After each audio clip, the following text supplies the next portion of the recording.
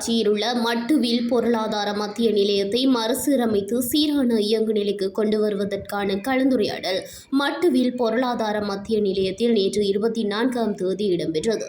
இந்த கலந்துரையாடலில் கூட்டுறவு அபிவிருத்தி பிரதி அமைச்சர் உபாலி சமரசிங்க, யாழ் மாவட்ட அரசு அதிபர் மெருதலிங்கம் பிரதீபன், சாவகச்சேரி பிரதேச செயலர் பிரான்சிஸ் சந்திரா சத்யசோதி, அரசு அதிகாரிகள், விவசாய சம்மேளனங்களின் பிரதிநிதிகள், கடைகளின் உரிமையாளர்கள் என பலரும் கலந்து கொண்டிருந்தனர்.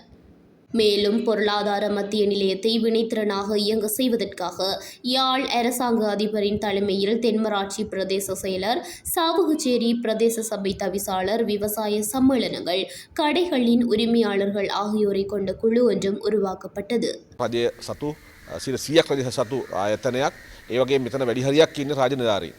இது 100% அரசாங்கத்தினுடைய சொத்தாக காணப்படுகிறது.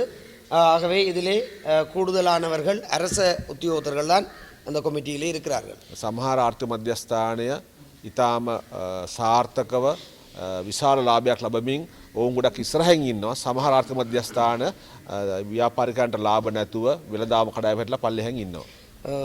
குறிப்பிட்ட சில பொருளாதார மத்திய நிலையங்கள் மிகவும் லாபகரமான நிலைமையிலே இயங்கிக் கொண்டிருக்கின்ற அதே வேளையில் சில பொருளாதார மத்திய நிலையங்கள்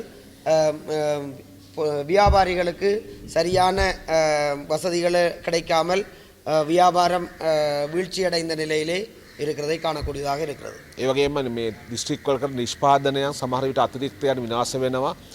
ඒ වගේම සමහර දිස්ත්‍රික්කවල තියෙන දේවල් මේ දිස්ත්‍රික්කයට එන්නේ. අපි ඒ නිසා මෙන්න මේවත් කළමනාකරණය කර ගැනීම සඳහා මේ වෙළඳ පොළ හරහා බෙදා ගැනීම සඳහා තමයි බලාපොරොත්තු වෙනවා. கூடுதலான சில நேரங்களிலே மாவட்டத்திலே இருக்கக்கூடிய கூடுதலான உற்பத்திகள் உற்பத்திகள் வீணாக போகின்றன. அதேபோல் வேறு மாவட்டங்களிலே இருக்கக்கூடிய உற்பத்திகள் சரியான அளவிலே இந்த பிரதேசங்களுக்கு பரிமாற்றம் செய்யப்படுகின்ற நிலைமை இல்லாமல் இருக்கிறது. ஆகவே அந்த இடைவெளிகளை நிரப்புவது எங்களுடைய பிரதான நோக்கமாக இருக்கிறது.